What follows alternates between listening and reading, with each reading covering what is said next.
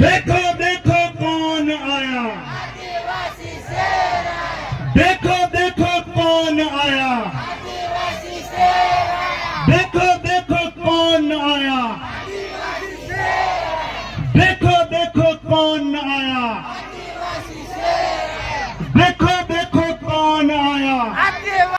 અધિકારો છીનવાઈ રહ્યા છે।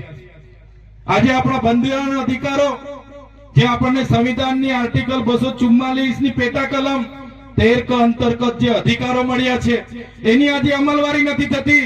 આજે પૈસા એકની અમલવારી નથી થતી, આજે તો તે ડબલ એની અમલવારી નથી થતી।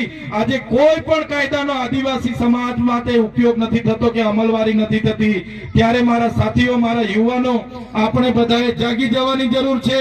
કેટલાક લોકો અમે રાઠવા, કેટલાક કે અમે નાયક, કેટલાક કે અમે ચારેલ, કેટલાક કે અમે ડામોર, કેટલાક કે અમે બારિયા, કેટલાક કે અમે વસાવા, કેટલાક કે અમે તડવી, કેટલાક કે અમે ચૌધરી, કેટલાક કે અમે ગામી, બધા આપણા અંદરો અંદરના નાના મોટા કબીલાઓમાં સમાજમાં વહેંચાયેલા છે।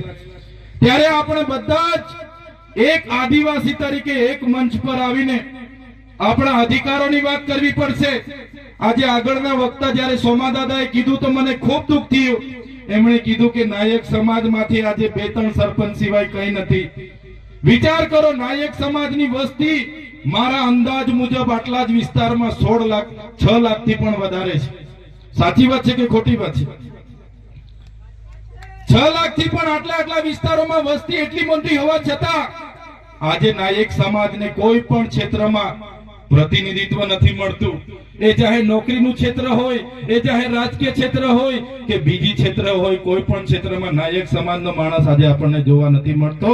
એ તમારા ને અમારા બધા માટે દુઃખની વાત છે।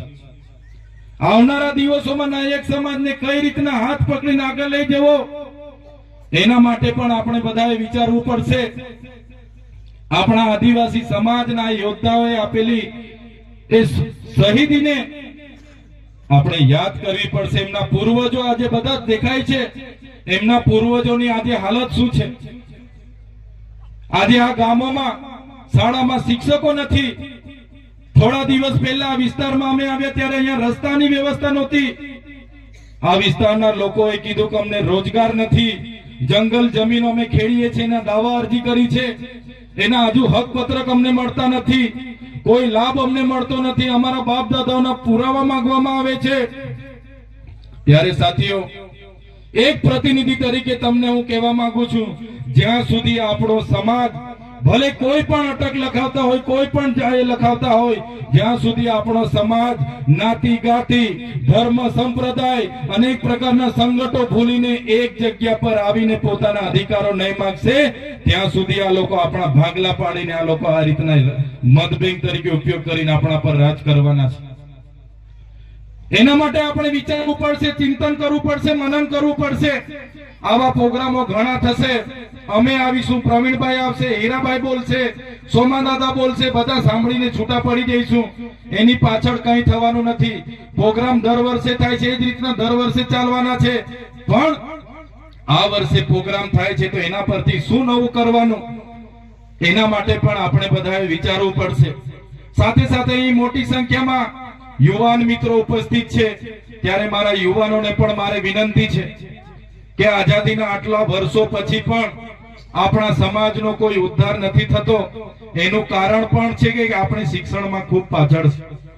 આપણા યુવાનો પોતાની જ્યારે આ ચૈતર વસાવા અમારી પૂરી ટીમ તમારી સાથે રાતે 12 વાગે પણ આવીને ઊભી હશે।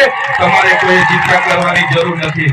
અમે આગળ પણ કીધું હતું અને આજે પણ આપણા સમાજના મંચ પરથી કહીએ છીએ કે આદિવાસી સમાજ માટે અમને બોલતા ક્યારેક કદાચ અમારી પાર્ટી પણ અમને રોકશે, તે દિવસે અમે પાર્ટીના ઝંડા પણ ઉતારીને મૂકી અને સમાજ સાથે ઉભા રહીશું। આ જ વાત સાથે સમાજના આજના કાર્યક્રમમાં અમને મંચ આપ્યું, અમને બોલવાની તક આપી અને કાયદો અને વ્યવસ્થા જળવાય એના માટે પોલીસ અધિકારીઓ પણ ઉપસ્થિત છે। ત્યારે બધા જ લોકોનો હું ખૂબ ખૂબ આભાર માનીને વિનમું છું। ધન્યવાદ। જય આદિવાસી, જય જોહાર, જય નાયક।